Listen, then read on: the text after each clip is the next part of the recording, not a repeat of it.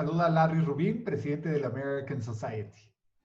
El American Society fue fundado en 1942 por el entonces embajador de Estados Unidos en México, George S. Messersmith. Al igual que con otros líderes de la comunidad americana, incluyendo el Hospital ABC, Colegio Americano, Cámara Americana de Comercio y otras tantas muy distinguidas asociaciones no lucrativas en México.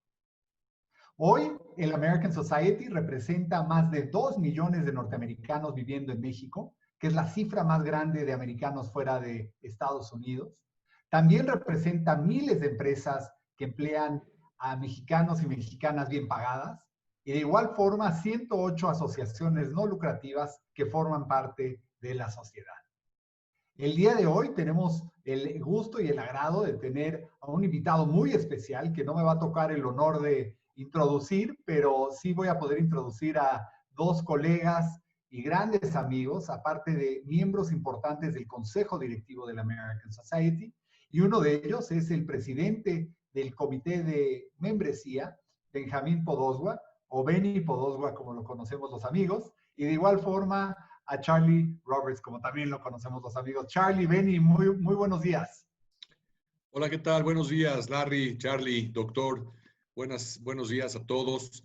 Es para nosotros un honor estar aquí como hosts de una gran presentación que tenemos el día de hoy. Y entremos en materia con el doctor, nuestro invitado, el doctor David Shidlow, quien es médico cirujano por la Universidad Autónoma Metropolitana, con especialidad en psiquiatría de adultos por la Universidad de Londres y psicoanálisis por el Instituto Británico de Psicoanálisis. Además, funge como presidente de la Sociedad Mexicana de Neurología y Psiquiatría y como jefe de psiquiatría del Centro Médico ABC. Hoy, el doctor Shidlow nos acompaña con una extraordinaria presentación llamada El virus del miedo. Sin más preámbulo, me gustaría darle la bienvenida al doctor Shidlow para que comience con esta gran presentación. Buenos días, doctor Shidlow. Buenos días, muchísimas gracias. Gracias a todos por la invitación, por la presencia. Y el día de hoy vamos a platicar de un tema que es central y que tiene que ver con la pandemia que estamos viviendo todos y con el hecho de tener que estar en cuarentena. Muchas de las cosas que les voy a platicar tienen que ver con la neurología de este síntoma que es el miedo y algunas tienen que ver con la psicología del mismo. Las visiones que yo les exprese aquí son personales, no representan la visión de ninguna institución de las que represento, pero sí es el conjunto de información que he ido recabando a lo largo de muchos años y sobre todo desde que comenzó esta pandemia. Ahí está. Vamos a empezar hablando un poquito acerca del cerebro y de sus complejidades, porque si nosotros entendemos los sentimientos, y el miedo es uno de ellos, tenemos que poder entender que tienen un lugar, tienen un hogar, y el lugar de este lugar es la mente, y la mente reside en el cerebro. Entonces, hablemos un poquito de lo que es la mente y de cuáles son sus funciones. Primero quisiera decirles que el cerebro está relacionado con todo lo que pasa en el ser humano, con nuestros sentidos, con nuestras emociones, con nuestro pensamiento, con los recuerdos que tenemos, con las acciones que hacemos y con las reacciones que tenemos ante ciertas situaciones a las que nos enfrentamos. El cerebro se encarga de recibir, de procesar y de responder a millones de distintos estímulos por segundo, mismos que recibimos sin darnos cuenta del mundo interno y del mundo externo. Podemos estar teniendo una charla como esta y al mismo tiempo nuestro cerebro está percibiendo lo que está pasando allá afuera. De reojo vemos un pájaro moverse, de reojo vemos una persona entrar al cuarto y nuestro cerebro está procesando toda esta información, no solamente en términos de lo que pasa, sino en términos de la forma en que respondemos y reaccionamos a ello. El cerebro, como sabemos, está dividido en muchísimas áreas, pero fundamentalmente hay dos partes, el hemisferio derecho y el hemisferio izquierdo. Y les quiero explicar brevemente de qué sirve cada uno de ellos. El hemisferio derecho se encarga de estar relacionado con la expresión no verbal, ¿sí?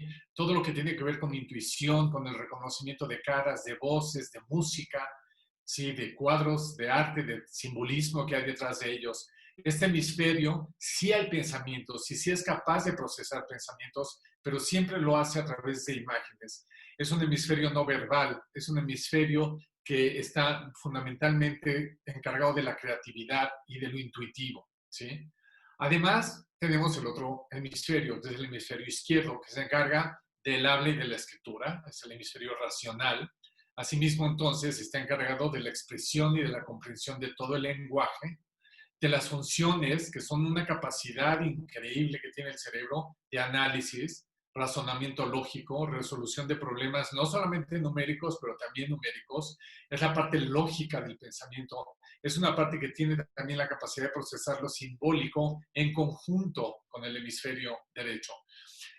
Estos dos hemisferios están conectados entre sí constantemente. Y no es que uno hace una parte y el otro hace la otra. Esa interconectividad de la que vamos a hablar en un momento permite que nuestras decisiones sean adecuadas para responder a todo aquello que estamos viviendo cotidianamente.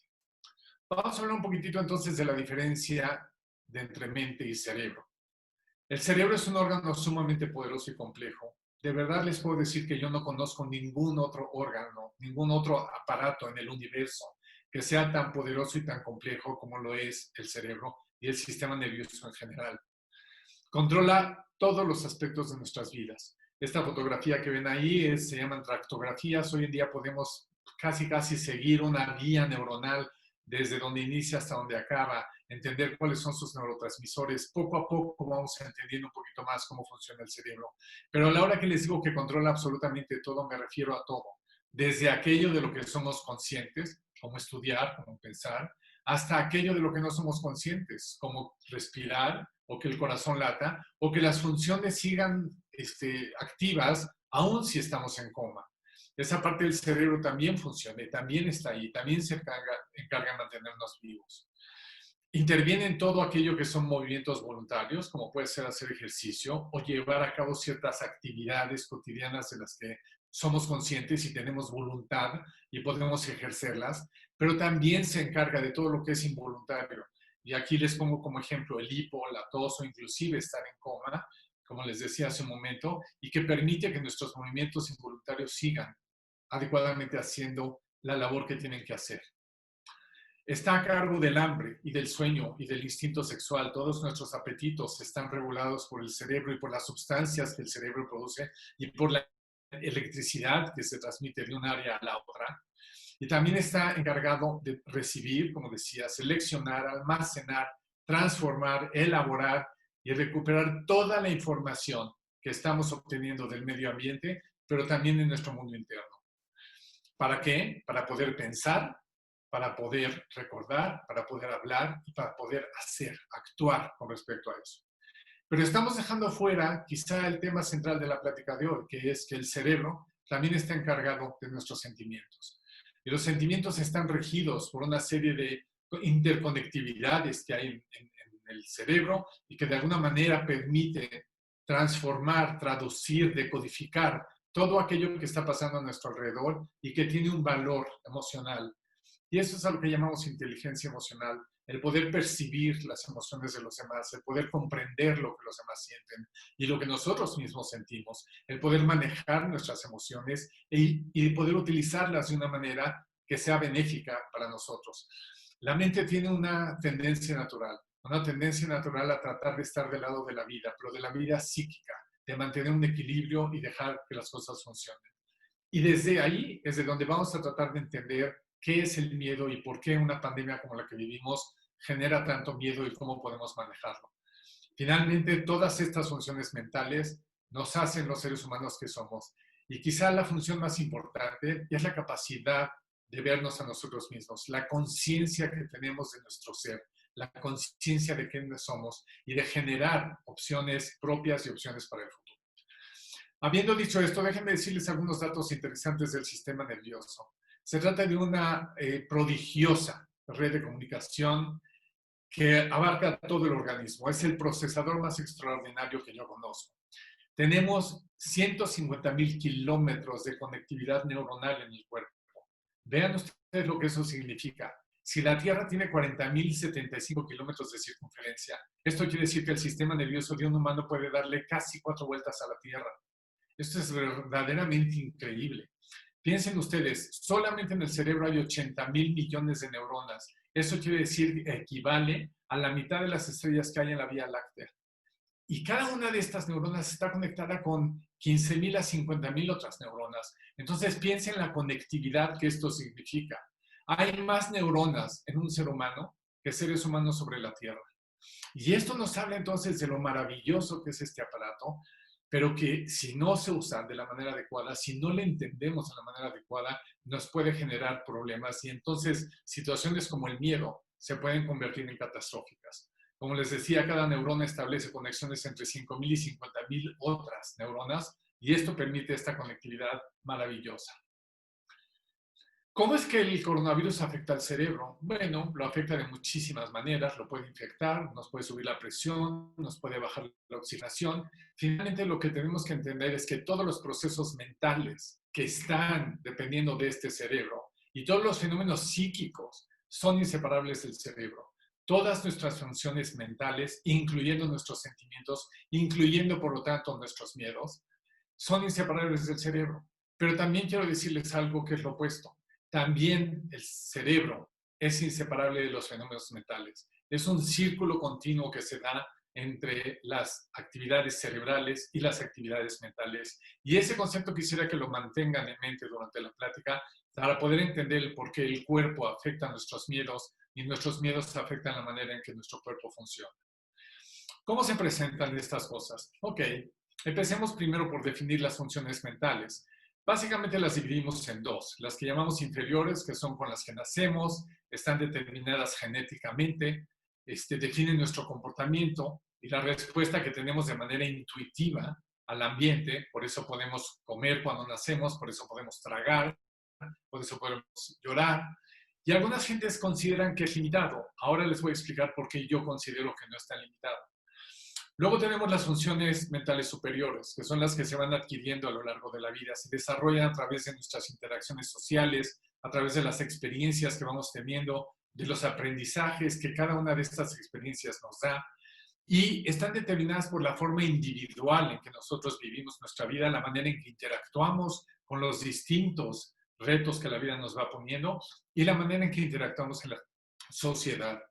Esto implica también un comportamiento abierto y decidido, porque es algo que está muy vinculado con la voluntad, ¿sí? Un ejemplo de esto es la capacidad mental de ser consciente de nosotros mismos, que lo mencionaba hace un minuto, y la capacidad de programar nuestra propia vida, de poder hacer planes y llevarlos a cabo y corregirlos sobre la marcha. Pero ahora les voy a decir por qué decía yo que esto no puede ser limitado. Porque existe una constante interacción entre la genética y la manifestación de la genética, entre lo que el cerebro está haciendo y lo que la mente le está diciendo al cerebro que puede hacer. Y este círculo que se va creando entre todas estas funciones es parte de lo que la epigenética está estudiando hoy en día, que es una cosa maravillosa, tema de otra plática, pero no quería dejar de mencionar que estas funciones es un conjunto que está cerrando un círculo entre lo que el cerebro y la mente pueden hacer. Y el miedo es un sentimiento que queda en medio de todo esto. Habiendo dicho esto, entonces, ¿cómo se manifiesta mentalmente todo aquello que el coronavirus y que la cuarentena nos están generando? Primeramente, ansiedad. La gente está sufriendo de ansiedad de una manera que antes no lo estaban sufriendo. Y la ansiedad está vinculada a los miedos. El segundo son los miedos y las fobias. La gente está convirtiendo sus miedos en terror y el terror en fobias. Y aunque no lo exprese necesariamente de maneras claras, verbales, lo está expresando inclusive a veces de maneras somáticas, ¿sí? Otro es el duelo. Algunas gentes han perdido. No nos referimos nada más a la pérdida de la vida. Mucha gente ha perdido negocios, ha perdido capacidades, ha perdido opciones, oportunidades. Se ha separado de gente a la que no puede ver. Y todo esto implica un duelo. Y el procesamiento del duelo también engendra un poco de miedo por la incertidumbre que esto da. Esto ha llevado a que mucha gente, mucha de la población está expresando problemas depresivos. Y las obsesiones, como sabemos, cada vez hay más gente obsesionada con la limpieza, con mantener las cosas funcionando. Y al final de todo esto, lo que a mí me preocupa es que una vez que la pandemia haya pasado, una vez que la cuarentena se acabe, porque se va a acabar, nos vamos a quedar con la posibilidad de desarrollar trastorno de estrés postraumático. Y este trastorno puede durar meses o inclusive años. Y entonces, como ven ahí, yo puse miedos y fobias en mayúsculas, no solamente porque es el tema del que vamos a hablar hoy, sino porque detrás de muchos de estos están los miedos. La persona obsesionada con la limpieza es porque tiene miedo de infectarse. La persona que está en una depresión es porque tiene miedo a la incertidumbre del futuro. Entonces, el miedo está en este punto central que todos estamos viviendo debido a esta pandemia. Quiero decirles una de las condiciones que yo he visto a través de la línea de ayuda que establecimos en el Centro Médico ABC, gratuita desde el inicio de la pandemia. Muchas de las demandas han tenido que ver con cuestiones como estas, las noticias, ¿sí? Hay muchísimas noticias falsas allá afuera. El ajo puede ayudar a curar el nuevo coronavirus. El nuevo coronavirus puede generar 50% de fibrosis en el pulmón. La compañía de Lysol ya sabía del coronavirus desde hace un año. Los síntomas incluyen vómito de sangre. Todo esto lo he sacado de periódicos, todo esto lo he sacado de memes y de redes sociales. La cantidad de estadísticas que recibimos de este país y de otros países son totalmente dispares. Entendemos números como si estuviéramos hablando sin ningún tipo de lógica o de razonamiento. La cantidad de sugerencias que hay de medicamentos, que la comadre nos dijo, que la tía dijo, que la abuelita le dijo al vecino. La cantidad de factores que podemos utilizar para prevenir o para curar la enfermedad. Los medios de contagio, si ustedes se pueden contagiar respirando, si salieron a correr, si hablaron con alguien por teléfono, o el hecho de que esto puede llegar a ser el fin del mundo. Los tiempos de vida que tiene el virus en distintas superficies. Hay gente que no toca una superficie en un mes por miedo que el virus sigue vivo en esta superficie. Y todas las teorías de complot que hemos oído.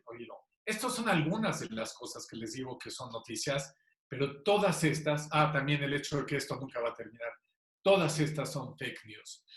Es súper importante, si queremos no darle alimentación a los miedos que tenemos, tener mucho cuidado de dónde estamos sacando nuestras fuentes de información. Tienen que ser fuentes de información fidedignas, tenemos que tener mucho cuidado de no estar viendo noticias, de no estar asimilando todo lo que oímos, de no recibir memes e información a través de las redes sociales que aunque vengan de gente conocida, no necesariamente son fidedignas y lo único que están generando es un crecimiento de este otro virus, que es el virus del miedo.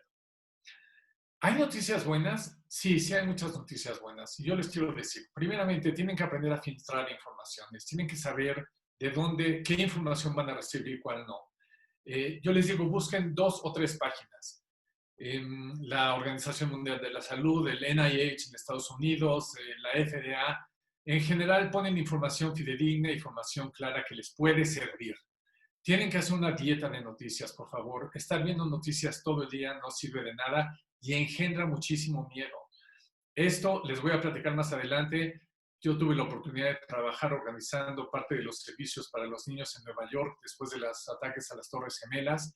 Y mucho de lo que hicimos fue trabajar con los periódicos y con las cadenas televisivas para que no dieran información que lo único que estaba engendrando era mayor miedo y mayor incertidumbre.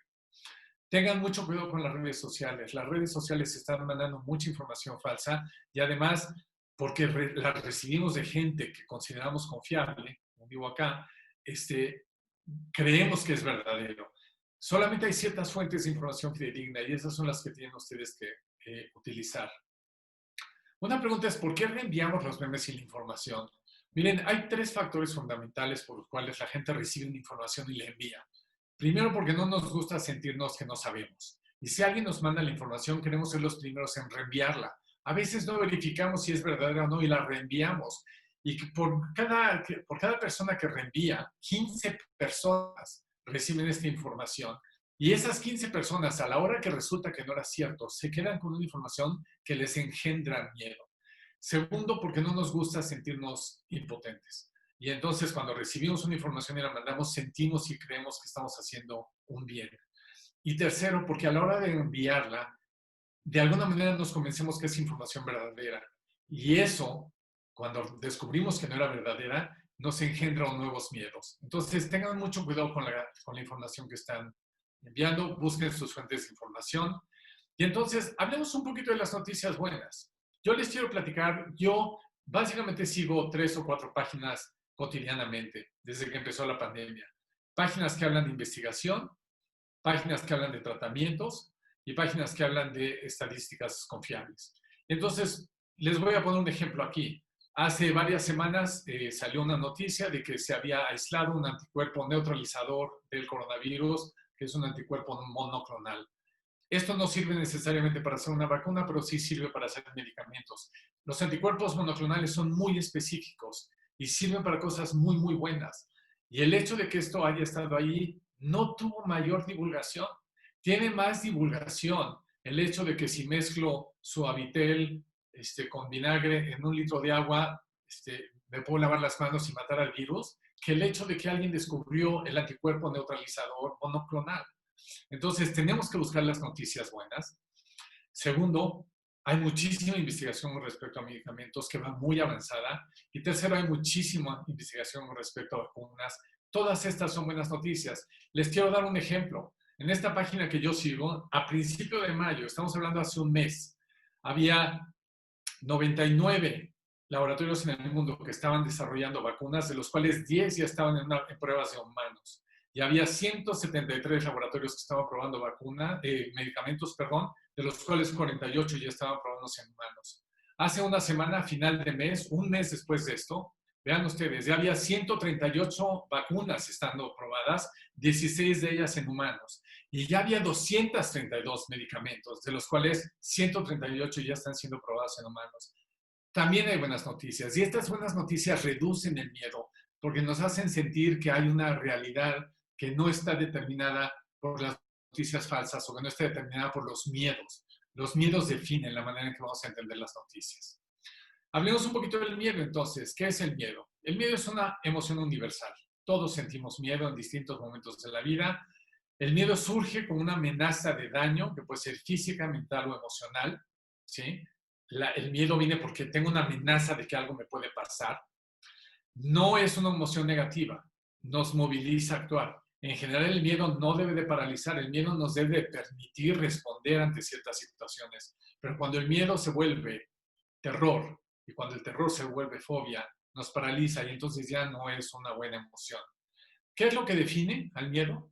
La intensidad. Y esa intensidad depende del evento que yo estoy viviendo, ¿sí? En este caso, llevamos 3 meses en cuarentena, con mucha incertidumbre, con información falsa que viene de todos lados, de las fuentes oficiales y no oficiales, y esto le da una intensidad enorme a esta pandemia. Número 2, de la temporalidad. Llevamos 3 meses, si es que no más. Creo que desde enero empezaron a reportar en China que ya había el virus. Entonces, la temporalidad son 6 meses. Ya llevamos, casi 6 meses. Ya llevamos un tiempo largo. Y tercero, los mecanismos de adaptación individuales que yo tengo y que me van a permitir responder a esta situación de una mejor o peor manera.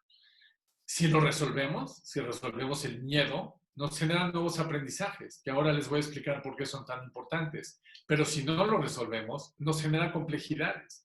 Y estas complejidades hacen que nos volvamos cada vez más ineptos para resolver situaciones. Si yo estoy rodeado de miedo, si yo llevo mucho tiempo sintiendo miedo y no lo resuelvo, situaciones normales de la vida que yo resolvía con anterioridad, con mucha facilidad, no las voy a poder resolver.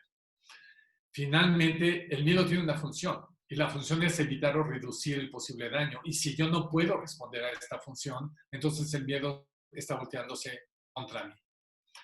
¿Cómo funciona esto? Bueno, todos lo sabemos, todos los que hemos sentido miedo alguna vez, que somos todos, cambia nuestra respiración, se vuelve más superficial y más rápida, posiblemente desarrollo taquicardia. Todas las arterias que están en la periferia de mi cuerpo, en los músculos y demás, sufren de constricción, ¿sí? Al contrario, todos los órganos internos, las arterias de los órganos internos sufren dilatación, ¿sí? Hay una contracción muscular constante, y esta la podemos ver inclusive cuando se nos pone la piel chinita, como decimos vulgarmente, y esto es porque hay una contracción muscular alrededor del vello. Aumenta la glucosa, aumenta el calcio, aumentan los glóbulos blancos, y el cerebro entra en esta respuesta que conocemos como Flight, Fight, Response, ¿sí? ¿Por qué? Porque hay estructuras específicas, voy a hablar de ellas en un momento, y hay sustancias específicas como la adrenalina, como la amígdala, que se ponen en acción en el momento que yo siento miedo. Hablemos entonces de qué es esta situación del estrés, el miedo y el trauma psicológico. Y es una definición muy clara. Cuando un evento es agobiante, no anticipado y potencialmente devastador, como lo es la pandemia o como es la incertidumbre que nos genera la cuarentena, ¿sí? Y causa que se inmovilicen los métodos normales, tanto psicológicos como biológicos, para disminuir el peligro y la ansiedad. O sea, todas nuestras capacidades internas, mentales, con las que normalmente respondemos a los retos de la vida, quedan fuera de circulación, fuera de acción. Entonces se establece un estado interno que puede ser estrés, que generalmente termina en miedo y que genera lo que eventualmente vamos a llamar un trauma. Y está caracterizado por síntomas muy específicos y que son desestructurantes, como enfermedades físicas, enfermedades mentales, somatización, regresiones, psicopatología. También está caracterizado por una desregulación neurofisiológica. Esto quiere decir que nuestro cerebro, la fisiología de nuestro cerebro empieza a fallar.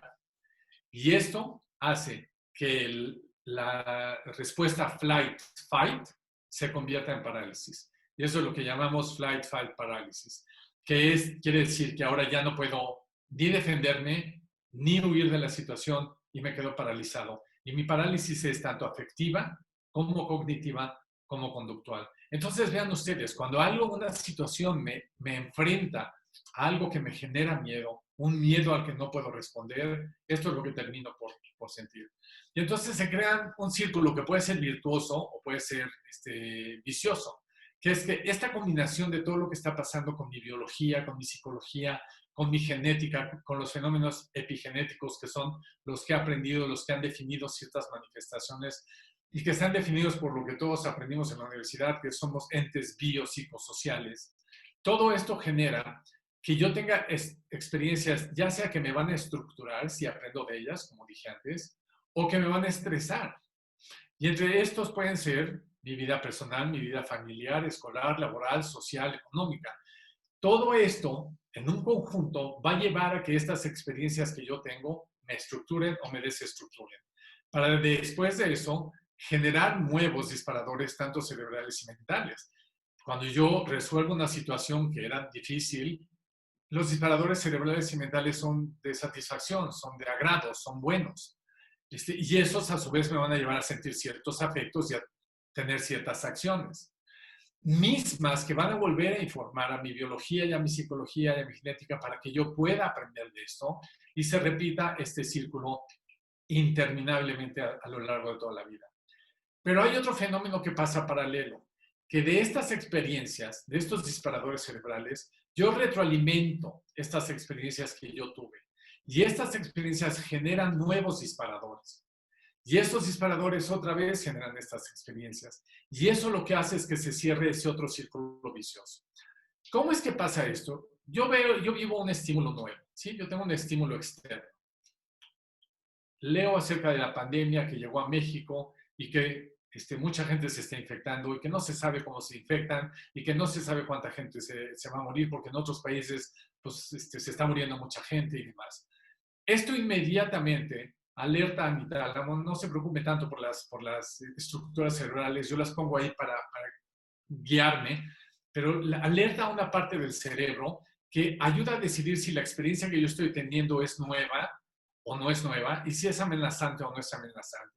Para poder hacer eso, el tálamo inmediatamente se va a la corteza cerebral a buscar en la memoria narrativa si yo ya he vivido situaciones parecidas a estas o no.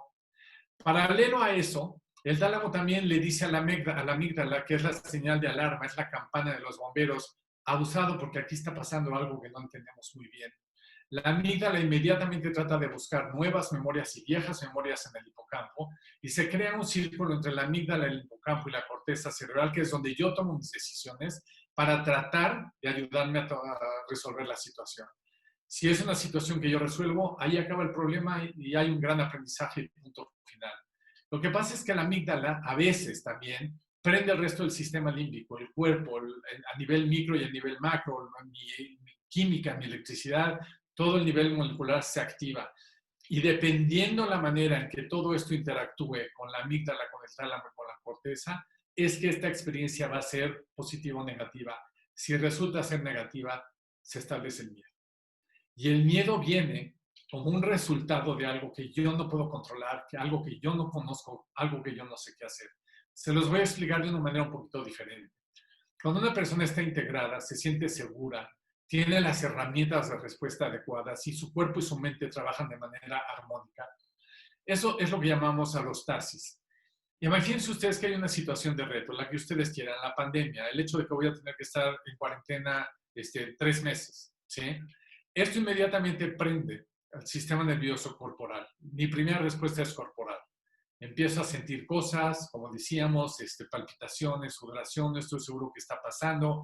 Mis respuestas son autonómicas y automáticas, ¿sí? Este sistema nervioso corporal no es que haya un lugar en el cerebro que pasa, hay una combinación de lugares del cerebro que generan esta respuesta. Inmediatamente después, como les decía, se prende el sistema de alerta cerebral diciendo algo está pasando y no me cuadra y debo de controlarme para poder pensar las cosas adecuadamente.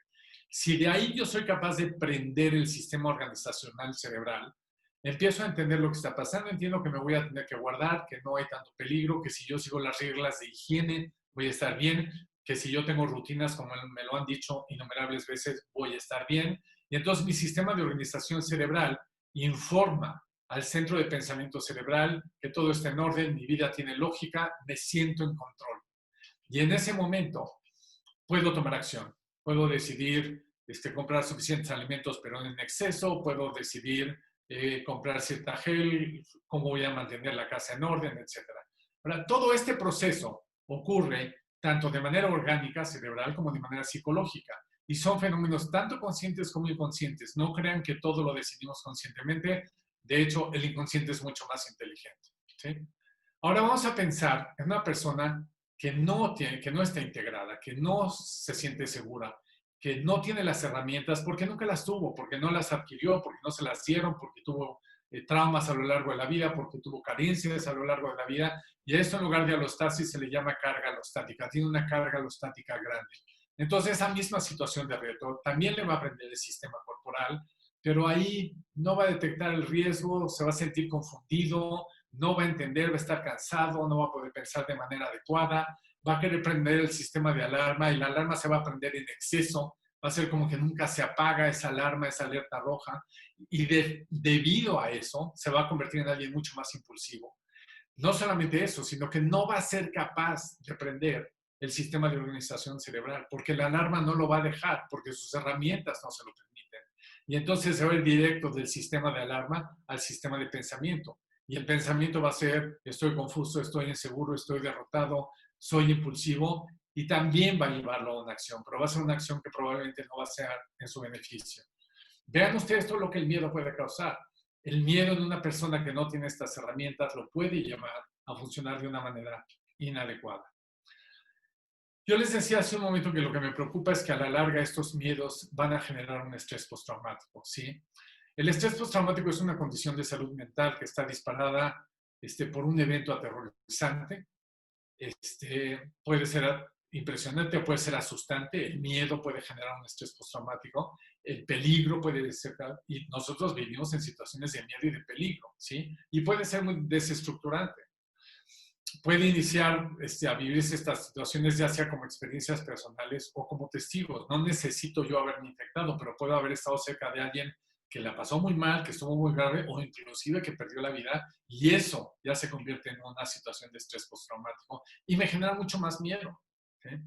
Las reacciones se pueden sustentar tanto la cuestión neurobiológica, decíamos, esta respuesta lucha-fuga, o desafortunadamente, si esto sigue por mucho tiempo o se hace en exceso, se va a convertir en una parálisis. Y de hecho, esta parálisis es parte de lo que hace que el trastorno de estrés postraumático dure semanas, meses o inclusive años. La parálisis se da tanto en el sistema de respuesta biológico como psicológico. Y ahí es donde yo al principio de la plática les decía, piensen todo el tiempo en que no es la mente y es el cerebro. No es el cerebro y es la mente. Pueden durar meses o incluso años y tiene que interferir con el funcionamiento balanceado del ser humano. Yo les puedo dar aquí algunos ejemplos, no me quiero detener mucho. Esto del estrés postraumático lo vimos, como les dije, tuvimos la oportunidad de trabajar mucho, 3 años, 4 años después de los ataques de las Torres Gemelas, y lo que más vimos fue esto, fue gente que meses y años después seguía sufriendo de terrores nocturnos, de no poder dormir, porque estaban no solamente sintiendo miedo, sino un trastorno de estrés postraumático. Hemos trabajado con las familias de los feminicidios de Ciudad Juárez, con niños de la calle, con mujeres maltratadas, y vemos el mismo reflejo, el miedo. Es uno de los factores que hace que situaciones normales de la vida nos lleven a un posible estrés postraumático. Lo vivimos todos en el sismo pasado y en los sismos anteriores. Lo hemos visto también donde seguimos recibiendo hoy en día llamadas a la línea de ayuda del Centro Médico ABC de gente que sigue hablándonos del sismo. Finalmente, lo que les quiero decir es que estas son reacciones individuales, no son grupales, son reacciones individuales. Y el último ejemplo que les quiero dar es el que estamos viviendo actualmente. Estamos viviendo una pandemia mundial en donde sí hay contagios, en donde algunas gentes están perdiendo la vida, que si son más que la influenza, que si son menos que la influenza, no importa. Se ha generado una psicosis tal que lo que estamos viviendo en esta pandemia mundial es un miedo constante, lo veamos o lo reconozcamos o no. Por último, les quiero decir qué podemos hacer. Me voy a llevar 2 o 3 láminas en poder explicar esto. Primero, lo que les dije, la información. Vean de dónde la obtienen. Mucha información falsa. Busquen sus fuentes fidedignas. Los adultos debemos de filtrar la información, por favor, para los jóvenes y para los niños. Tengan mucho cuidado donde hay niños. No hablen con el hijo de 15 años, donde está el hijo de 8 años, porque lo que el hijo de 15 años puede entender, al hijo de 8 años le va a generar pesadillas por el resto del año. ¿Sí? Entonces tengan mucho cuidado de lo que hablan y delante de quién lo hablan. Cuiden mucho el exceso de información, pónganse en una dieta de noticias, por favor. Y la mala información agudiza el miedo a infectarse, el miedo a tener una infección grave y el miedo a la muerte. Entonces tengan mucho cuidado con la información. El segundo punto que les quiero decir es que el distanciamiento social no es un distanciamiento emocional. La gente no lo ha entendido así. No porque estoy distanciado socialmente, tengo que distanciarme emocionalmente. Es una oportunidad increíble la que tenemos en la cuarentena para fortalecer los lazos, para poner en tela de juicio los valores familiares y cambiarlos y mejorarlos y crecer juntos. Se puede, a través de este distanciamiento social, romper esquemas o se pueden crear nuevos esquemas. Se puede platicar y convivir y descubrir y compartir o se puede uno aislar, ¿sí? Podemos realizar actividades que nos unan y que nos ayuden a aprender y que enriquezcan a la familia o que nos desunan y que generen distancia. Hay que saber cuándo pedir ayuda. Si llega un momento en el que yo siento que mi distanciamiento social me está generando un distanciamiento emocional, tengo que poder pedir ayuda. El tercero es el miedo, puede incrementar la violencia intrafamiliar. Lo hemos estado hablando mucho en muchos foros. No solamente estamos hablando de golpes, estamos hablando de la manera en que se están vinculando familias que están conviviendo muchos días, 24 horas al día, 7 días a la semana por varias semanas. La vinculación agresiva no es buena tampoco. Están generando comunicación disfuncional e inefectiva. La familia es el lugar en donde se sacan las emociones. En general, ahora que estamos en cuarentena es todavía peor, porque entonces o podemos crear límites o puede haber falta de límites. Podemos tener claridad o confusión en las reglas. Podemos utilizar el respeto para unirnos o para que haya rupturas, para que haya un aprendizaje o para entrar en zonas de riesgo. Las faltas de respeto son terribles y están pasando mucho. Podemos empezar a tomar una toma de decisiones arbitraria porque somos los papás o los adultos, cuando a lo mejor en la casa hay 5 o 6 adultos viviendo y conviviendo juntos.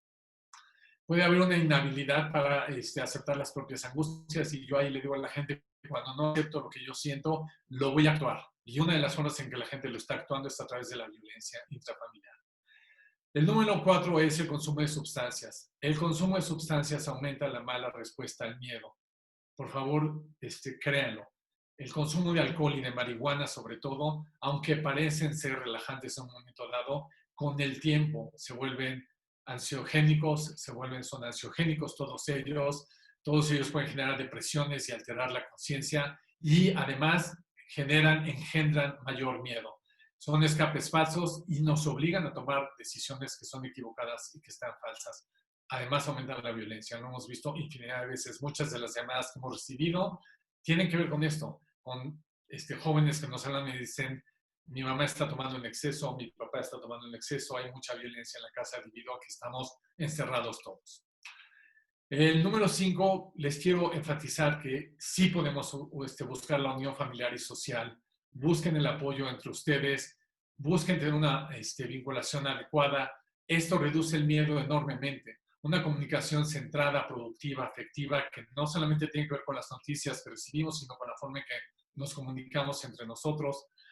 Les decía, es el lugar donde se sacan las emociones, entonces lo que yo les recomiendo es tengan límites claros y lógicos, tengan claridad en las reglas y que las reglas sean justas, tengan un respeto interpersonal 360 grados constantemente, respeto a los espacios individuales. Es muy importante que aunque haya un espacio muy pequeño, haya momentos en que cada uno tenga su espacio individual, toma de decisiones lógicas, sensatas y compartidas, la aceptación de las angustias propias y la búsqueda de ayuda si es que no estoy pudiendo con ella.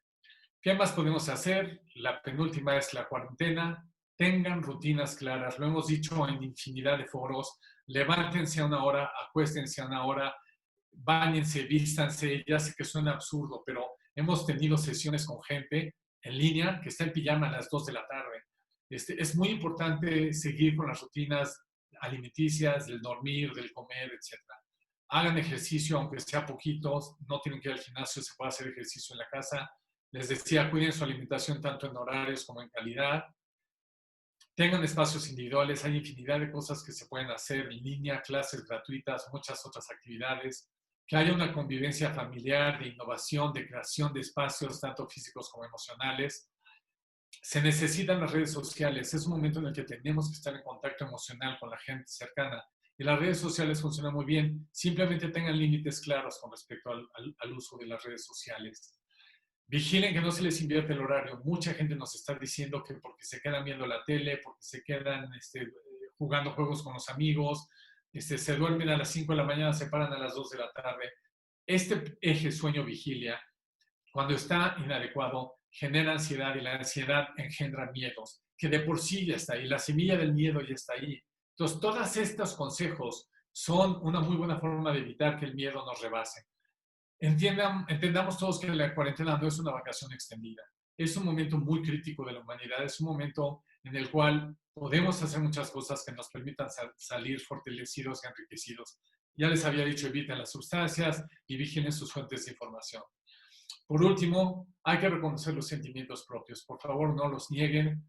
Busquen ayuda en caso de que sientan dificultades vinculadas al dormir o que tengan pesadillas excesivas, dificultades para comer, que no tengan apetito o que estén comiendo más de la cuenta, cambios de humor, enojos inexplicables, sobre todo si hay violencia o si hay autolesión, irritabilidad y mal humor, sentimientos depresivos que pueden llegar inclusive a la ideación suicida, dificultades para vincularse con los demás. Cualquiera de estas, hasta la anterior, cualquiera de estas, por favor, busquen ayuda. Es mejor preguntar a tiempo y que alguien les diga, no te preocupes, es normal, o que alguien les diga, mejor busca ayuda, a permitir que esto se dé, porque les prometo que esto va a aumentar sus miedos exponencialmente.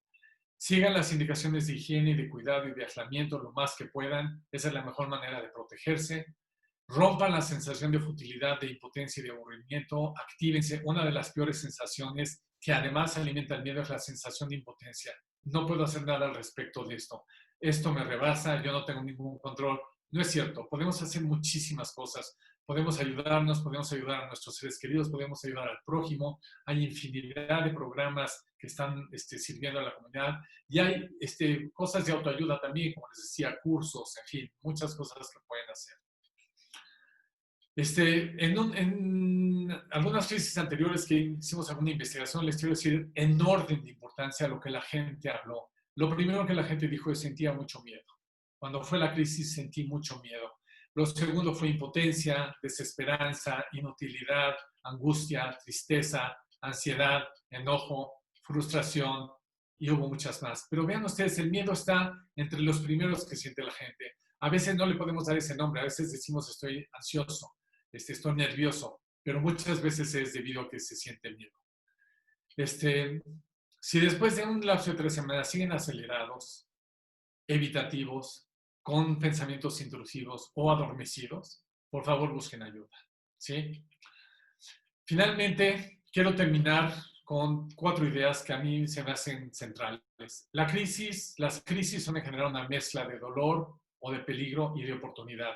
Los chinos tienen este pictograma que a mí se me hace maravilloso, que es la representación del peligro y de la oportunidad. Es una oportunidad increíble que tenemos todos de salir mejores personas, de salir fortalecidos, de salir engrandecidos, de volver a cuestionarnos la forma en que estamos viviendo y la forma en que queremos seguir adelante.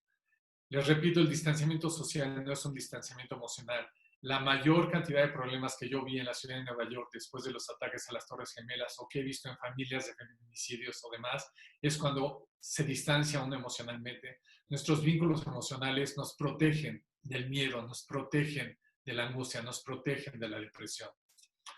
Tercero, esta es una fotografía que algunos de ustedes recordarán del sismo del 17. El potencial humano cuando nos unimos para hacer el bien común es inmenso. Y cuando estamos unidos, el miedo desaparece también porque sentimos que vamos en la dirección correcta. Yo por eso veo las páginas que les digo, porque cuando yo leo en una página que el laboratorio de Israel le mandó la información que tenía al laboratorio de Alemania y que de Alemania nos mandaron información a México y que, digo, esa unión es lo que nos va a sacar adelante de esta y de muchas más. La mente tiene una capacidad increíble de manejar esto y de manejar mucho más. La resiliencia no es algo nato, es algo que podemos desarrollar y si nosotros seguimos estas indicaciones lo vamos a desarrollar adecuadamente. Por último, les quiero decir, esto se va a acabar. Sí va a acabar la pandemia, sí va a acabar la cuarentena. Y yo espero que a la hora que esto termine salgamos fortalecidos, salgamos siendo mejores personas y salgamos pensando más en los demás y en nosotros mismos. Muchísimas gracias. Con esto termino y les agradezco mucho su atención. Doctor, tu presencia no podría ser mucho más oportuna en American Society. No podría ser mejor. Muchísimas gracias por la presentación. Estamos muy agradecidos. Y desde luego que hay gente que no sabe precisamente qué es lo que le está pasando. Hay mucha gente que está modificando su conducta y desafortunadamente no tiene ni la menor idea qué es lo que está sucediendo. Entonces, como una persona que tiene dependencia del alcohol, quizá el primer paso sea cuando ellos reconocen que hay un problema y empiezan a buscar ayuda. Yo creo que esta lista de recomendaciones no puede ser mejor, no pudo haber sido mejor. Muchísimas gracias, Doc, porque la verdad es extraordinario lo que nos estás comentando. Ahora bien, si alguien puede notar entre sus familiares que alguien puede estar teniendo este problema de justamente el estrés postraumático, ¿qué es lo que podemos hacer? ¿Qué es lo que nos recomiendas, Doc, para poder encauzar a la persona a que busque, después de que esto pase, a que busque una ayuda profesional? ¿Cómo lo podría hacer con el instituto que ustedes dirigen? Mira, muchas instituciones, entre ellas el médico ABC, abrimos líneas de ayuda gratuita telefónica. Estaba justamente ahorita buscando el teléfono para dárselos en caso, ahorita al final se los proporciono. La ayuda no es una terapia, es una asesoría. La gente necesita oír la voz del otro lado del teléfono. La gente no le es suficiente con escuchar una plática como esta, que ojalá le sirva a mucha gente. Necesita poder hablar con alguien y decirle, estoy muy nervioso, estoy muy angustiado.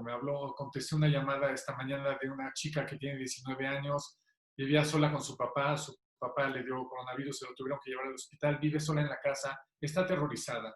El simple hecho de poder hablar con alguien que le pudiera explicar que lo que está sintiendo es normal, que lo que le va a pasar en las próximas horas es esto y esto y esto y esto, y que entonces cuando le pase ella lo reconozca como real, de un 5 en el que estaba de ansiedad cuando recibí la llamada, terminó en un 1 cuando terminamos la llamada 10 minutos después.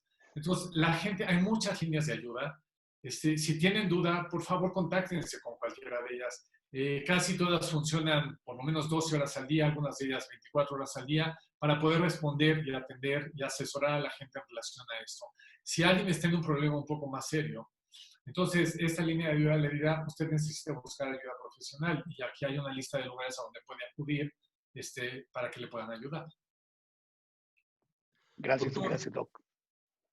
Doctor, interesantísimo lo que planteas y la verdad muy útil, como dice Charlie.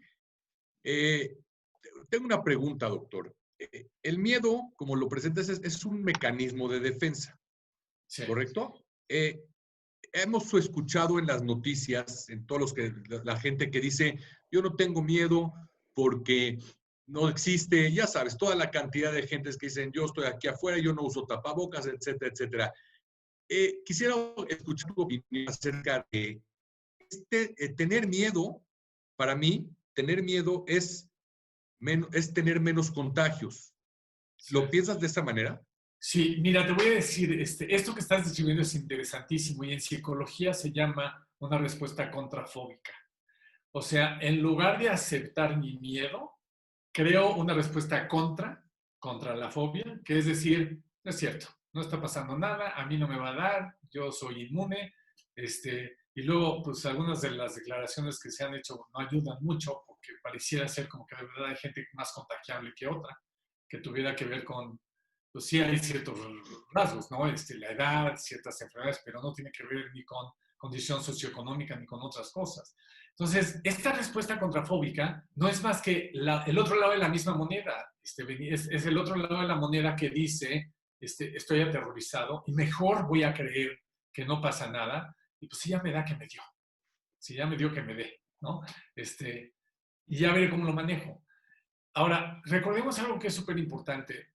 El 80% de la gente le va a dar muy leve o va a pasar desapercibido. Entonces, sí va a haber mucha gente que va a decir, no pasa nada y no le va a pasar nada. El problema es que si somos 120 millones de gentes y estamos calculando que más o menos, que si todos nos infectáramos, más o menos un 1 o 2% puede llegar a morir, pues estamos hablando de una población muy, muy, muy grande, ¿no? Esto si es que la gente empieza a no cuidarse antes de que haya vacunas y medicamentos, ¿no? Una vez que los haya, pues no habrá mayor problema. Gracias, doctor. Gracias a ti.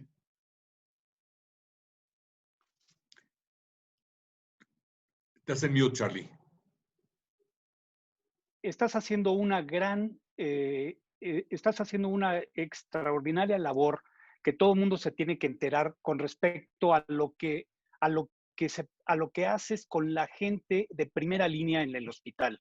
Tú estás trabajando mucho y muy de cerca con ellos justamente para evitar el estrés, todo lo que hay detrás de la angustia que a la gente del servicio de los hospitales les está ocasionando el miedo y la angustia y el estrés. Porque nosotros podemos estar en casa confinados y sin problemas y podemos estar tenemos alternativas, pues de toda la lista que nos diste, hay alternativas, terapias, actividades, etcétera. Pero la gente de primera línea no tiene esta opción. Están trabajando todos los días y tienen miedo.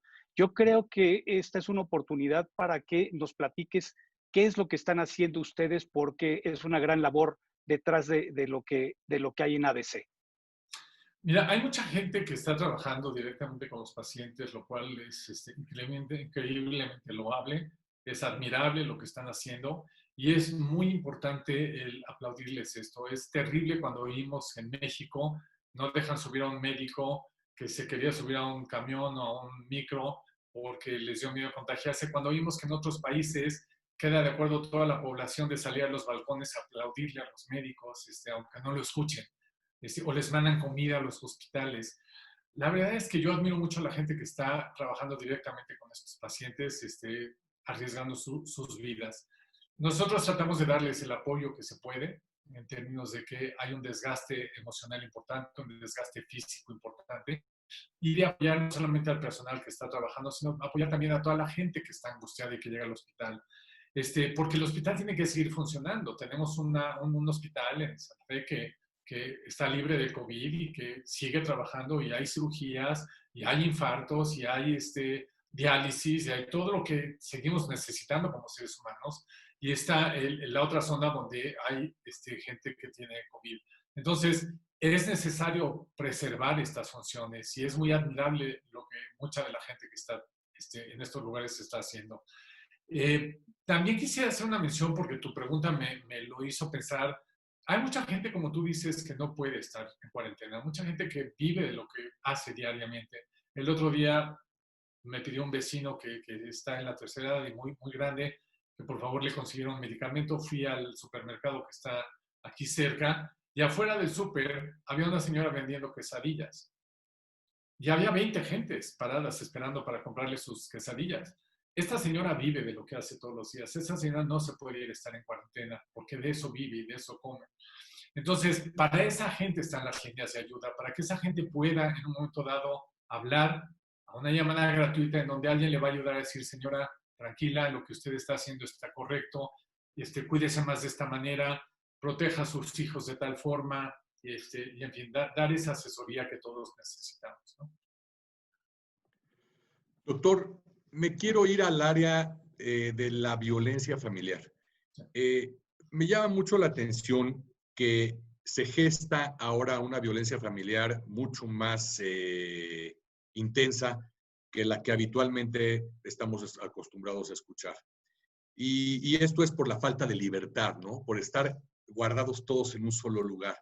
Pero, ¿dónde está la relación? Es decir, siempre hemos vivido en casa y siempre hemos convivido. ¿Qué? Nada más el no tener libertad te hace violento? No, es uno de los factores. Creo que tiene razón. El hecho de estar ahí enclaustrados, cada uno está respondiendo a esta falta de libertad de una manera muy individual.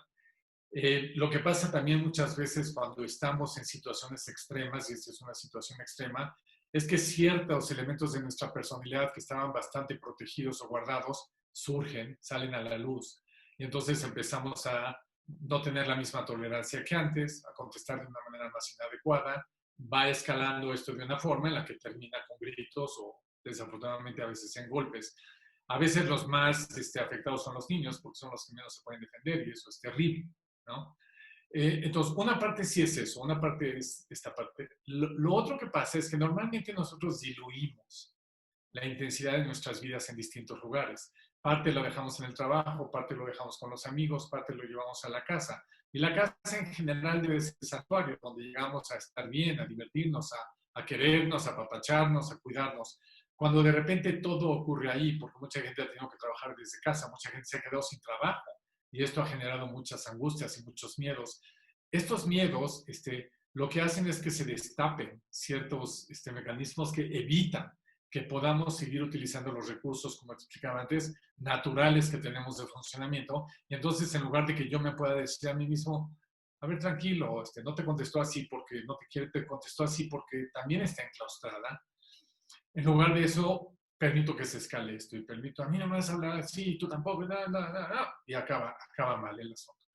Entonces, por eso hacemos mucha insistencia en que la gente voltee a verse a sí misma, que la gente cuando tenga un pleito, yo les recomiendo muchísimo, cuando hayan tenido un pleito, sobre todo feo, hagan una especie de autopsia del pleito. Cada uno vaya hacia su cine y digan, ¿qué fue lo que yo hice para que esto llegara a esta magnitud?